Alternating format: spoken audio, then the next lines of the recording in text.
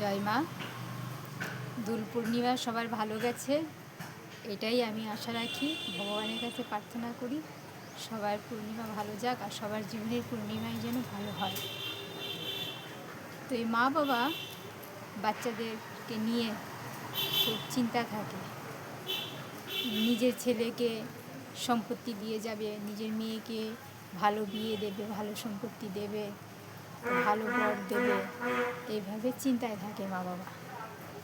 হ্যাঁ, অবশ্য মা বাবার তো চিন্তার প্রয়োজন, না হলে কি করে একটা সন্তানকে পরিচালনা করবে।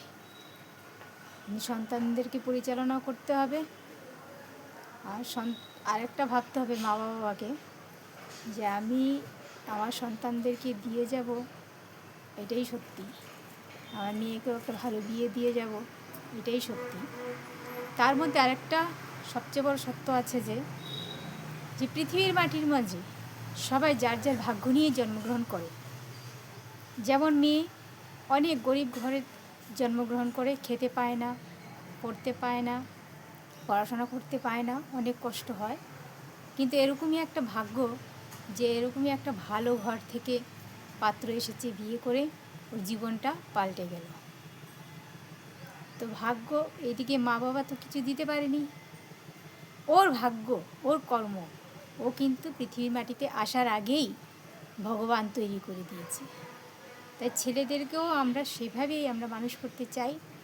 ছেলেদেরকে আমরা ডাক শোনাতে পারি না, অনেক সময় ডাক শোনাতে পারি, কথা শুনে না, কুপথে সুপথে চলতে থাকে। কারণ তার সময় তাকে করায়।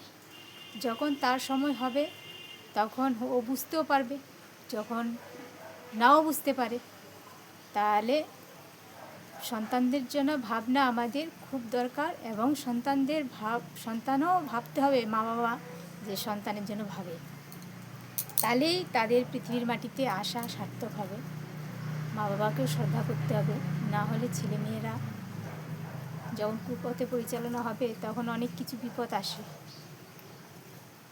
আমি দেখেছি অনেক বড় অট্টালিকা আছে, বাবার ছেলেটা ধরতে চাইলেও চাইতে পারে না। বাবা চায় আমার ছেলে যেন এই অট্টালিকাটা ধরলে তারপর ওর জন্য এটা না। পৃথিবীর মাটির মাঝে যার যার কর্ম। বাবা মা যদি ভাবে যে অট্টালিকা দিয়ে যাবে, সে দিয়ে যেতে পারে, তার ভাগ্যে যতদিন আছে সে রাখবে। তারপর তার ভাগ্যে যদি না থাকে, যেইভাবেও সেইটা ধন চলে যাবে। তাই পৃথিবীর মাটির মাঝে নিজের ভাগ্য নিজেই গড়ে আসতে হয়, নিজেই গড়ে রাখে। যেমন আমরা দান দক্ষিণা ইত্যাদি সেবা আদি দিয়ে থাকি। যদি মনে করেন আমি বেশি বেশি করে সেবা দিই, তাহলে কি হবে, এই সেবাটা আমার জন্যেই থাকবে। কর্ম যার যার, পাপটাও যেমন কেউ নিতে পারবে না, কর্মটাও কেউ নিতে পারবে না। তাই পৃথিবীর মাটির মাঝে চিন্তা কিছুই নেই, খালি চিন্তা করবেন ভগবানের। স্ত্রী পুত্র ছেলে মেয়ে সবার চিন্তা করতে হবে। সবথেকে আগে এই চিন্তা করতে হবে ভগবানের চিন্তা করলে সব কিছু ভালো থাকবে, ছেলেও ভালো থাকবে, মেয়েও ভালো থাকবে, এবং আত্মীয় স্বজন পরিবার সব ভালো থাকবে। তাই অট্টালিকা ছেলেদেরকে দিয়ে যাবেন, তা কোনো ভুল না, কিন্তু সেভাবে সে যেন রাখতে পারে, বোঝাতে হবে, সেটাই কথা। আর ভাগ্যে যদি না থাকে, বাবা মা না দিয়ে যেতে পারলেও সে তার ভাগ্যে তাকে দিয়ে দেবে। তার ভাগ্য এমন জিনিস, ভাগ্যতে ঢেলে দিলেও ধরে রাখতে পারে না, আর ধরতে চাইলেও আসে না, ভাগ্য যদি না পাল্টায়, অর্থাৎ কর্ম যদি না করে।